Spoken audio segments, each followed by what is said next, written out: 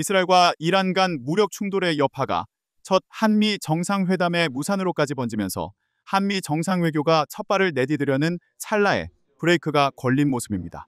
이재명 대통령은 16일에서 17일 캐나다 엘버타주에서 열리는 주요 7개국 정상회의에 초청국 정상 자격으로 참석한 것을 계기로 G7 회원국인 미국의 도널드 트럼프 대통령과 양자 정상회담을 예정했으나 불발되면서입니다.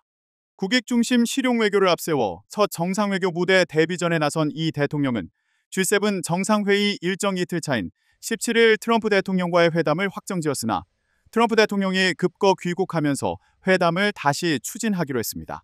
이 대통령은 16일 오후 캘거리에 도착해 시릴 라마포사 남아프리카 공화국 대통령에 이어 앤서니 앨버니지 호주 총리와 정상회담을 하며 순조롭게 일정을 소화 중이었습니다.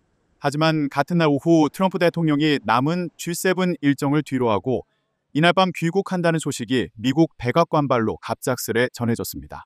이날 G7 회원국 가운데 캐나다와 영국, 일본, 유럽연합과 잇따라 양자회담을 한 바 있는 트럼프 대통령이 일정을 중단하고 전격 국내 복귀를 결정한 것입니다. 이 같은 조기 귀국은 이스라엘과 이란 간 무력 충돌이 격화하는 중동 상황 등에 따른 것으로 트럼프 대통령은 백악관의 국가안보회의 준비 등을 지시했습니다.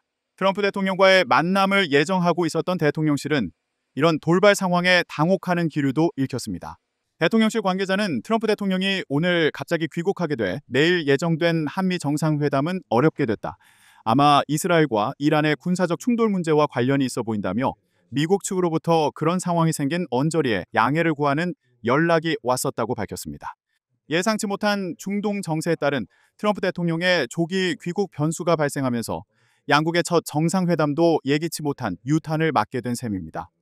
당초 이번에 한미 정상회담이 열리면 한미 양국의 가장 시급한 현안으로 꼽히는 통상협상과 방위비 분담금 및 주한미군 재배치 문제 등에 대한 논의가 이루어질 것으로 기대를 모았습니다.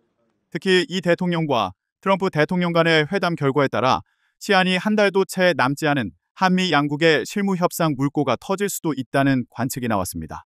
취임한 지 불과 12일밖에 되지 않은 이 대통령이 준비하기에 촉박한 일정에도 G7 정상회의에 참석하기로 한 주된 이유도 이런 한미 간의 통상 현안을 풀 실마리를 찾기 위해서라는 관측도 나왔습니다. 국익 중심 실용 외교를 주창한 이 대통령이 자국 우선주의를 내세우는 트럼프 대통령을 대면해 어느 수준까지 현안 협상의 합의점을 모색해낼 수 있을지에 초미의 관심이 쏠렸으나 일단은 기미에 빠지게 됐습니다. 대통령실은 한미 정상회담 불발로 한미 협상에 차질이 빚어진 것은 아니냐는 지적에 대해 정상회담이 내일 있었다면 조금 더 추동력을 가할 수 있을 것으로 기대했는데 그게 일단 되지 않게 되었다. 하지만 실무 협상과 장관급 협상이 진행돼 큰 문제라고는 생각하지 않는다라며 빠른 시일 내 정상 간 회동이 있으면 큰 보완이 되리라 기대한다고 설명했습니다.